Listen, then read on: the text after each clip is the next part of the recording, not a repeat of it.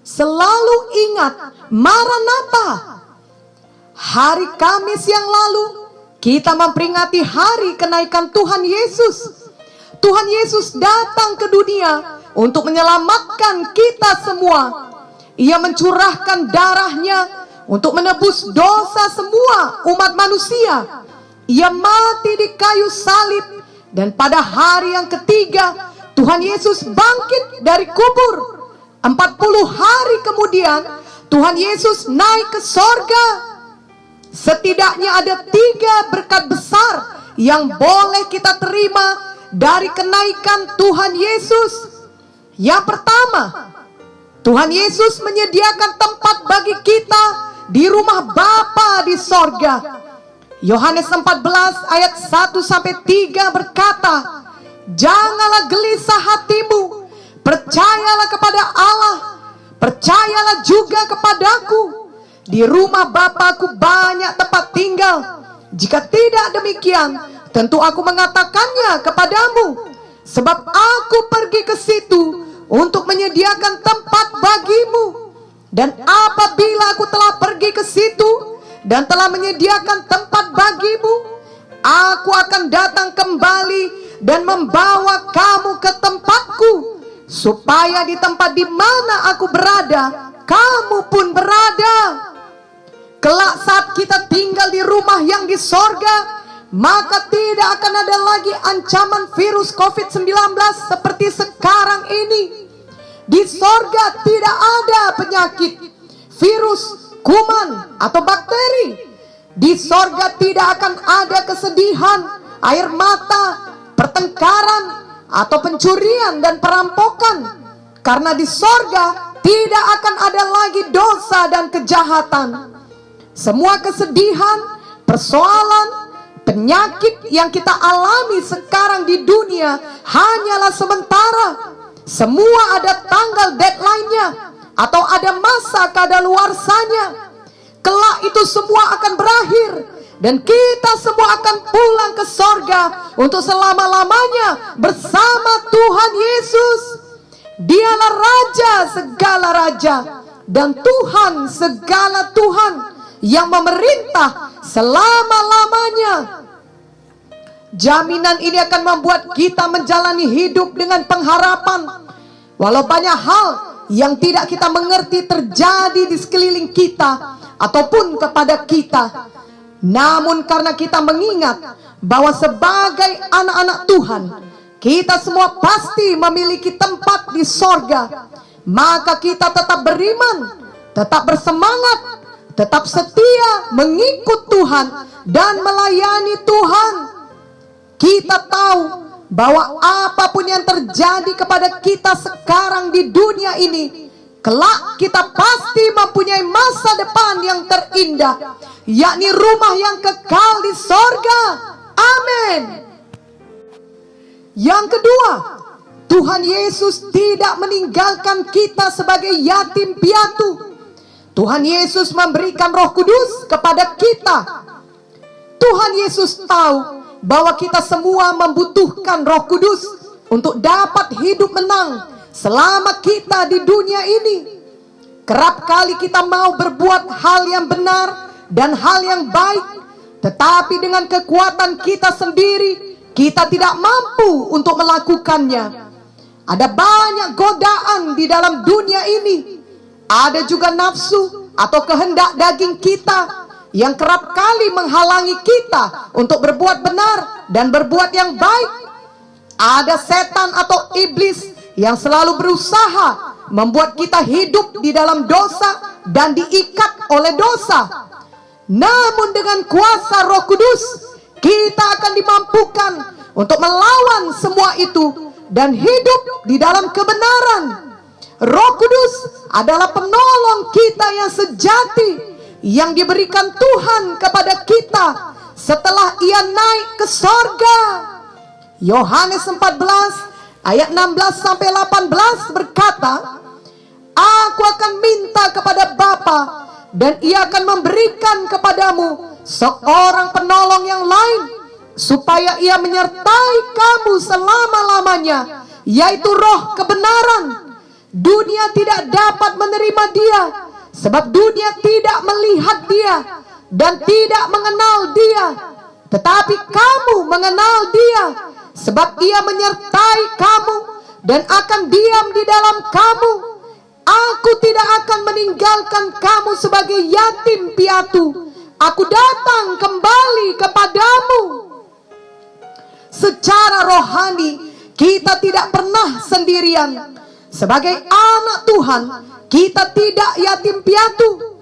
Ada Roh Kudus yang akan menolong kita setiap hari untuk hidup dalam kebenaran, untuk melawan dosa, dan untuk dapat mengerjakan pekerjaan-pekerjaan Tuhan selama kita hidup di dunia ini. Roh Kudus juga memberikan kuasa kepada kita untuk menjadi saksi Tuhan.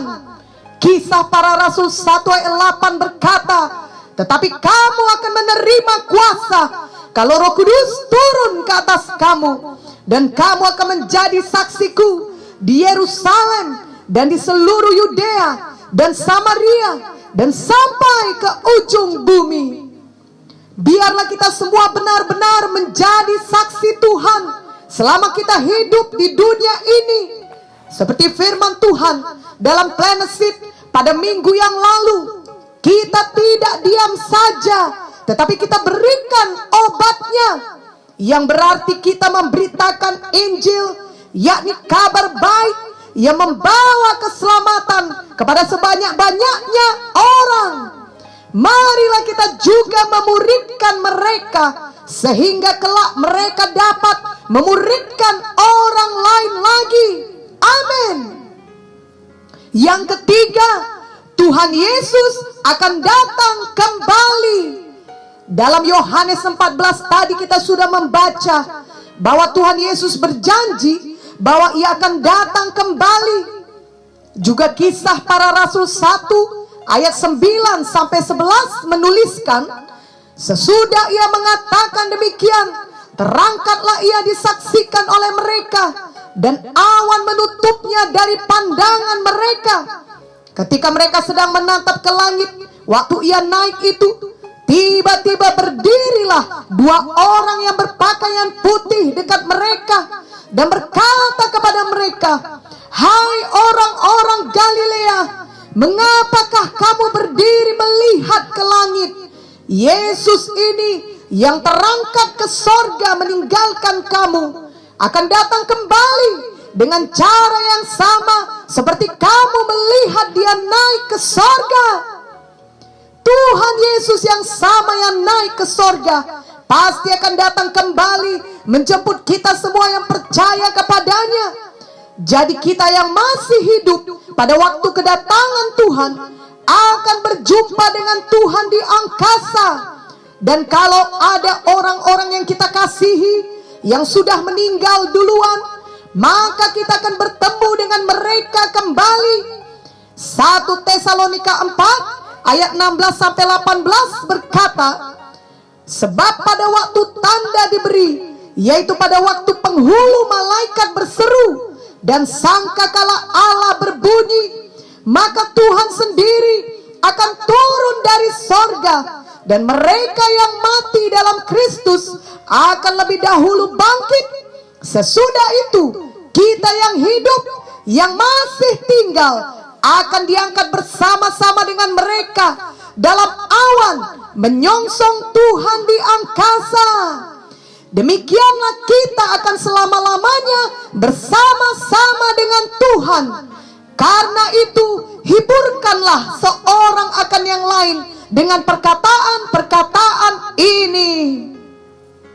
Setelah kita diangkat dan bertemu dengan Tuhan di awan, maka di dunia yang kita tinggalkan ini akan terjadi suatu masa yang sukar, di mana banyak orang akan mengikuti seorang pemimpin yang memberikan solusi atas masalah ekonomi global dan mengatakan akan memberikan perdamaian dunia. Namun sebenarnya ia adalah antikristus. Hukuman Tuhan atas dunia akan berlaku seperti yang tertulis dalam buku Wahyu. Namun banyak orang akan tetap melawan Tuhan. Tetapi setelah 7 tahun Tuhan Yesus akan datang bersama dengan kita dan turun ke dunia sampai menjejakkan kakinya di Bukit Zaitun. Dan ketika itu terjadi, semua orang akan mengakui bahwa Tuhan Yesus adalah Tuhan. Jadi melalui firman Tuhan, kita dapat mengetahui gambaran akan masa depan kita. Apa yang terjadi setelah kenaikan Tuhan Yesus sudah dinubuatkan di dalam Alkitab. Itu sebabnya walau ada pandemi COVID-19, walau ada begitu banyak berita mengenai bencana, perang, dan lain sebagainya, kita tidak perlu hidup dalam ketakutan dan kekhawatiran. Sebab Tuhan Yesus tetap memegang kendali. Tuhan Yesus tidak membiarkan kita sendirian. Dan kelak Tuhan Yesus pasti akan datang kembali ke dunia ini, menjemput kita semua yang percaya kepadanya untuk bersama dengan Dia selama-lamanya. Marilah kita semua selalu merindukan kedatangan Tuhan kedua kali ini. Wahyu 22 ayat 20 berkata, Ia yang memberi kesaksian tentang semuanya ini berfirman, "Ya, aku datang segera." Amin. Datanglah Tuhan Yesus. Itu sebabnya kita perlu mengingat selalu perkataan Maranatha. 1 Korintus 16 ayat 22, siapa yang tidak mengasihi Tuhan, terkutuklah ia. Maranatha. Tiap kali kita mengingat perkataan Maranatha, maka itu berarti kita merindukan kedatangan Tuhan. Kita selalu mengingat bahwa Tuhan Yesus akan datang segera, dan kita mau selalu berjaga-jaga dalam menantikan kedatangannya tersebut.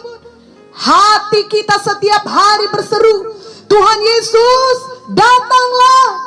Kita tidak mau ketika Tuhan Yesus datang, kita ditemukan sedang hidup dikuasai dosa, atau sedang hidup bagi diri sendiri saja, dan sama sekali tidak memperdulikan mengenai kekekalan.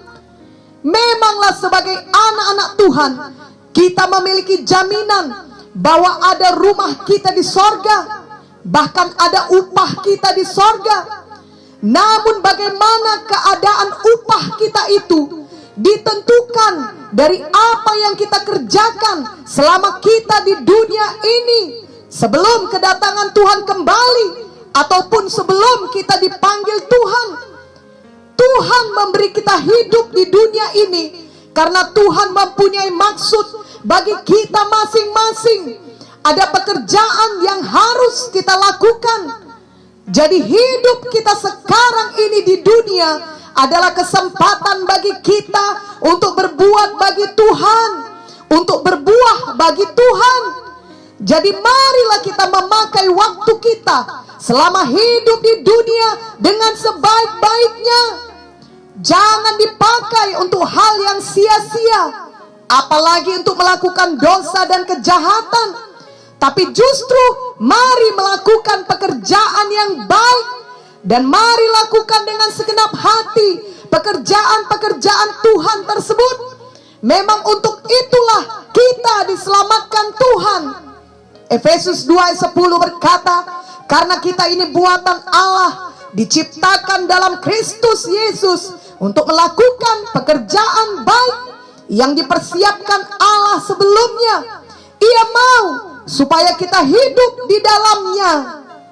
Dan Yohanes 14 ayat 12 berkata, Aku berkata kepadamu, sesungguhnya barang siapa percaya kepadaku, ia akan melakukan juga pekerjaan yang aku lakukan, bahkan pekerjaan-pekerjaan yang lebih besar daripada itu, sebab aku pergi kepada Bapa. Dan tiap kali kita mengingat perkataan Maranatha, kita diingatkan bahwa Tuhan Yesus dapat datang kembali kapan saja, karena tidak seorang pun tahu akan waktunya. Ini berarti waktu kita di dunia ini untuk bekerja bagi Tuhan sangat terbatas dan dapat berakhir kapan saja. Itu sebabnya kita mau selalu melakukan yang terbaik tiap-tiap hari untuk Tuhan Yesus. Janganlah menunda untuk benar-benar hidup sepenuhnya bagi Tuhan Yesus. Janganlah menunda untuk menerima Tuhan Yesus sebagai juru selamat kita. Janganlah menunda untuk bertobat dari dosa-dosa kita. Janganlah menunda-nunda untuk menyambut panggilannya dan membuat banyak alasan agar tidak perlu sungguh-sungguh bekerja bagi Tuhan. Ingatlah perkataan Maranatha. Ingatlah bahwa sebagaimana Tuhan Yesus naik ke sorga, maka Tuhan Yesus pasti akan datang kembali. Ingatlah bahwa waktu kita sangat terbatas di dunia ini. Kita tidak tahu kapan kita meninggalkan dunia ini. Apakah karena kita ikut terangkat saat Tuhan Yesus datang kembali, ataupun karena kita meninggal dunia? Marilah tiap-tiap hari kita hidup dengan bersiap bagi kedatangan Tuhan. Amin. Tuhan Yesus sudah memberikan teladannya bagi kita ketika ia hidup di dunia ini. Kemanapun Tuhan Yesus pergi, ia selalu berkhotbah, ia selalu mengajarkan firman Tuhan, dan ia juga selalu menyembuhkan orang sakit, membebaskan orang-orang yang diikat setan, dan mengadakan banyak tanda ajaib dan mujizat. Ketika Tuhan Yesus naik ke sorga, ia tidak mau pekerjaan-pekerjaannya itu berhenti. Itu sebabnya dalam Yohanes 14 ayat 12 tadi dikatakan bahwa Tuhan Yesus mau agar kita meneruskan pekerjaan-pekerjaan tersebut, dan dengan kuasa Roh Kudus kita dapat melakukannya. Mungkin kita tidak dapat memberitakan Injil dengan cara berkhotbah kepada banyak orang seperti pendeta atau penginjil, tapi setiap anak Tuhan dapat memberitakan Injil melalui hidupnya sehari-hari, melalui perbuatannya sehari-hari, melalui percakapannya sehari-hari dengan teman-teman di sekitarnya, baik secara langsung ataupun melalui SMS, WhatsApp, ataupun media lainnya. Marilah kita membuat komitmen untuk menjadi anak Tuhan yang selalu menyebarkan firman Tuhan, bukan menyebarkan gosip, apalagi menyebarkan berita ketakutan atau kebencian ataupun fitnah.